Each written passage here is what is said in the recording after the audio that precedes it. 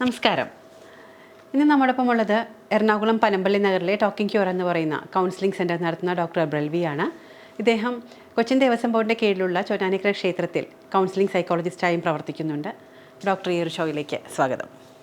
അപ്പോൾ ഡോക്ടർ, ഞങ്ങൾ ഇവിടെ വന്നപ്പോൾ ഒരുപാട് പേഷ്യൻസ് ഞങ്ങൾ സംസാരിക്കുമ്പോൾ നമ്മൾ കേൾക്കുന്നത് സ്ട്രെസ്സുമായി റിലേറ്റ് ചെയ്തിട്ട് ഡോക്ടറോട് സംസാരിക്കാൻ വന്നിരുന്നവരാണ് അധികം പേരും. അപ്പോൾ അവരൊക്കെ ഭയങ്കര ഹാപ്പി ആയിട്ടാണ് ഇവിടുന്ന് പോകുന്നത് കണ്ടത്.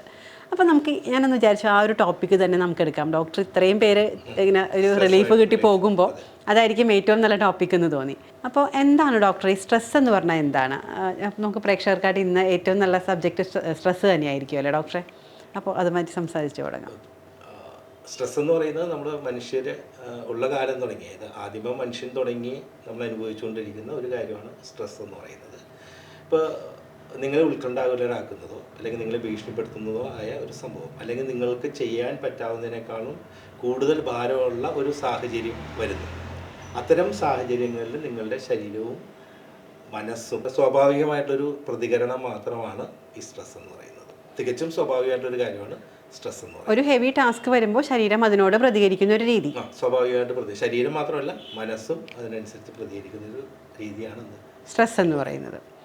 ഇത് ഡോക്ടർ ഈ സ്ട്രെസ് ഡോക്ടർ ഇപ്പോൾ പറഞ്ഞപ്പോൾ വളരെ സിമ്പിളാണ്. സ്ട്രെസ് എന്ന് പറഞ്ഞു കഴിഞ്ഞാൽ നമുക്ക് വരുന്നൊരു ഓവർ ടാസ്കിനെ നമ്മൾ ഓവർകം ചെയ്യാൻ ശരീരവും മനസ്സും പ്രിപ്പയർ ചെയ്യുന്നു, അല്ലെങ്കിൽ അതിനെ ശ്രമിക്കുന്നൊരു രീതി.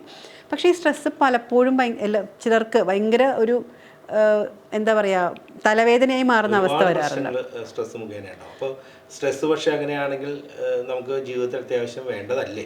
സ്ട്രെസ് വേണ്ടതാണ്. അതിനെപ്പറ്റി എനിക്ക് ഡോക്ടറോട് ചോദിക്കും. പലപ്പോഴും പോസിറ്റീവ് സ്ട്രെസ്സും നെഗറ്റീവ് സ്ട്രെസ്സും രണ്ട് തരത്തിൽ ബാധിക്കുന്ന സ്ട്രെസ്സുകളെന്ന് കേട്ടിട്ടുണ്ട്. അതിനെപ്പറ്റി ഒന്ന് പറയാം. സ്ട്രെസ് എന്ന് പറയുന്നത് ഇപ്പം നമുക്ക് പോസിറ്റീവ് സ്ട്രെസ് എന്ന് പറയാവുന്നത് ഒന്ന് ആലോചിച്ച് നോക്കി. ഇപ്പോൾ ഒരു കുട്ടി പരീക്ഷയ്ക്ക് തയ്യാറെടുക്കുന്ന ഒരു കുട്ടി 3 മാസം കഴിഞ്ഞ് പരീക്ഷയാണെന്ന് പറഞ്ഞാൽ അവൻ ആ 90 ദിവസത്തിന് ശേഷം പരീക്ഷയാണെന്നുള്ള തോന്നൽ അവനിൽ എന്തുണ്ടാക്കും?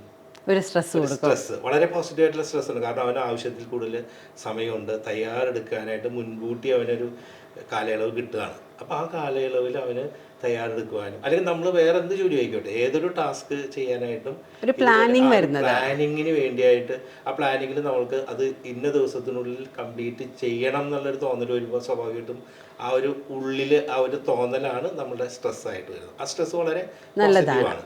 അതേസമയം അയ്യോ എനിക്ക് ഈ പറയുന്ന 30 ദിവസം കഴിഞ്ഞാൽ അല്ലെങ്കിൽ 90 ദിവസം കഴിഞ്ഞാൽ എനിക്കത് തീർക്കണം, അത് എക്സാമിന് ഫേസ് ചെയ്യേണ്ടതാണ്, ആ നെഗറ്റീവായിട്ടുള്ള ചിന്താഗതി തീരുമോ ഇല്ലയോ എന്നുള്ളൊരു പേടി വന്നു കഴിയുമ്പോഴേക്കും അത് ഡിസ്ട്രെസ് എന്നുള്ള ഒരു നെഗറ്റീവ് സ്ട്രെസ്സിലേക്ക് വരികയും അത് നമ്മളുടെ ജീവിതത്തിലെ മൊത്തത്തിൽ താളം തെറ്റിക്കുകയൊക്കെ ചെയ്യും. അപ്പോൾ ഡോക്ടർ, ഈ സ്ട്രെസ്സ് ഇപ്പോൾ പോസിറ്റീവായാലും നെഗറ്റീവായാലും ഈ സ്ട്രെസ്സിനെ നമുക്ക് എങ്ങനെയാണ് തിരിച്ചറിയാൻ സാധിക്കുന്നത്? ശരീരത്തിൽ എന്തൊക്കെ ലക്ഷണങ്ങളൊക്കെ കാണിക്കാറുണ്ട്? അതെ, പല രീതിയിൽ നമുക്ക് പറയാൻ പറ്റും അല്ലേ. സ്ട്രെസ്സിന് നമുക്ക് ശാരീരികമായിട്ടുള്ള ഒരുപാട് മാറ്റങ്ങളുണ്ടാകും. ഒരു സ്ട്രെസ് അനുഭവിക്കുന്ന വ്യക്തി പെട്ടെന്ന് കുടുകൂടാ വേർക്കുന്നത് കാണാം അല്ലേ, അല്ലെങ്കിൽ അയാൾ വിറക്കുന്നത് കാണാം ഭയങ്കരമായിട്ട്. അതല്ലെങ്കിൽ അയാൾക്ക് ദഹന പ്രവർത്തനം, അയാൾക്ക് പലപ്പോഴും ഈ പറയുന്ന ദഹനവുമായി ബന്ധപ്പെട്ട അസുഖങ്ങൾ അയാൾക്ക് വരുന്നതായിട്ട് കാണാൻ സാധിക്കും അല്ലേ, ഈ അസിഡിറ്റി പോലുള്ള പ്രശ്നങ്ങൾ. പിന്നെ അതുകൂടാതെ തന്നെ അയാൾക്ക് ഈ പറയുന്ന ശ്വാസഗതി വളരെ ഫാസ്റ്റായിട്ട് അയാൾക്ക് വരുന്നതാണ്. മസിൽസൊക്കെ ഇങ്ങനെ ടൈറ്റായിട്ട് വലിഞ്ഞു മുറുകിയിരിക്കുന്ന ഒരവസ്ഥയ്ക്ക് വരും. ഇതെല്ലാം സ്ട്രെസ്സിൻ്റെ ശാരീരികമായിട്ടുള്ള ഇതാണ്. മാനസികമായിട്ട് അല്ലെങ്കിൽ ഇമോഷണലായിട്ട് വൈകാരികമായിട്ടുള്ള മാറ്റങ്ങൾ എന്ന് പറയുന്നത് ഇതാണ്. വല്ലാത്ത ക്ഷോഭത്തിൽ ഏർപ്പെട്ടിരിക്കുന്ന ഒരാളായിരിക്കും. പെട്ടെന്ന് ദേഷ്യം വരും, മൂഡ് സ്വിങ്സ് വരും. അയാളുടെ പറയില്ലേ നമുക്ക് ഇയാളുടെ സ്വഭാവം ഇങ്ങനെ പെട്ടെന്ന് ഇങ്ങനെ ചേഞ്ച് ചെയ്യുന്നതാണെന്നുള്ളത് ആ രീതിയിൽ വരാൻ സാധിക്കും.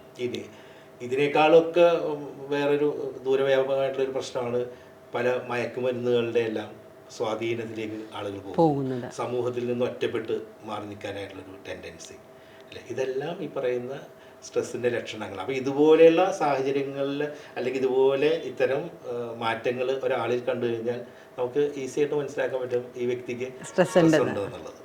ഡോക്ടർ, ഇപ്പോൾ പോസിറ്റീവ് സ്ട്രെസ്സിനെ പറ്റി പറഞ്ഞില്ലേ, അങ്ങനത്തെ ഒരു സ്ട്രെസ് ഉണ്ടോ എന്ന് തിരിച്ചറിയാൻ നമുക്ക് പറ്റാറുണ്ടോ? പോസിറ്റീവ് സ്ട്രെസ് നമ്മൾ ആസ്വദിക്കാറില്ലേ ശരിക്കും? ഇപ്പോൾ എനിക്ക് നന്നായിട്ട് എൻ്റെ പരീക്ഷ എഴുതുക എന്ന് പറയുന്നത്, ഞാനിപ്പോൾ പരീക്ഷ കാലഘട്ടം ആയതുകൊണ്ടാണ് പരീക്ഷയെ പറ്റി കൂടുതൽ പറയുന്നത്. പരീക്ഷ എഴുതുക എന്നുള്ളതും അല്ലെങ്കിൽ ഞാൻ നന്നായിട്ട് പഠിച്ചൊരു സബ്ജക്റ്റ്, എൻ്റെ അറിവ് അത് എനിക്ക് ഒരു ക്വസ്റ്റ്യൻ പേപ്പർ കിട്ടുകയും അതിനനുസരിച്ച് എനിക്ക് ഉത്തരം എഴുതാൻ സാധിക്കുകയൊക്കെ ചെയ്യുമ്പോൾ എൻ്റെ മനസ്സിലെ സന്തോഷമാണ്. അപ്പോൾ അതിനെനിക്കൊരു ഇത്ര ദിവസം എനിക്ക് മുൻകൂട്ടി കിട്ടുകയും അപ്പോൾ എനിക്ക് താല്പര്യമുള്ളൊരു കാര്യമാണെന്നുണ്ടെങ്കിൽ തീർച്ചയായിട്ടും എനിക്ക് ആ പോസിറ്റീവ് സ്ട്രെസ് തന്നെ എന്ത് ചെയ്യും, കൂടുതൽ അതിൻ്റെ എഫിഷ്യൻസി ഒന്നും കൂടി കൂട്ടി എടുക്കും. അപ്പോൾ അത് വളരെ നല്ലത് തന്നെ. അത് നമുക്കപ്പോൾ മനസ്സിലാക്കാൻ പറ്റുമല്ലേ? പിന്നെ അത് നമുക്ക് അറിയാമല്ലോ.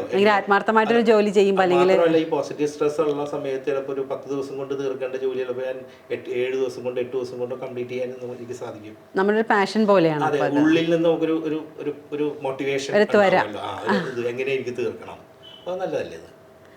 അതേസമയം നെഗറ്റീവായിട്ടുള്ള സ്ട്രെസ്സ് വരുമ്പോഴാണ് വലിയ അപകടങ്ങളിൽ. ഇപ്പോൾ കുട്ടികൾ തന്നെയാണെങ്കിൽ പരീക്ഷാ കാലഘട്ടത്തിൽ അവർ എന്തെല്ലാം ബുദ്ധിമുട്ടുകളാണ് അനുഭവിക്കുന്നത്. അവർക്ക് പഠിക്കാൻ കഴിയില്ല എന്നിട്ടല്ല, ആ ഒരു സമ്മർദ്ദം അവരെ ബുദ്ധിമുട്ടിലാക്കുകയാണ്. ഈ സമ്മർദ്ദത്തെ പറ്റി അവർ കൂടുതലൊന്നും അറിയുകയും കൂടി ചെയ്ത് തന്നെ. പലപ്പോഴും ഞാൻ എപ്പോഴും പറയുന്നതാണ്, നമുക്ക് തിരിച്ചറിവുകളാണ് നമ്മുടെ ജീവിതത്തിൽ നമുക്ക് ഒരുപാട് മാറ്റങ്ങൾ ഉണ്ടാക്കുന്നത്.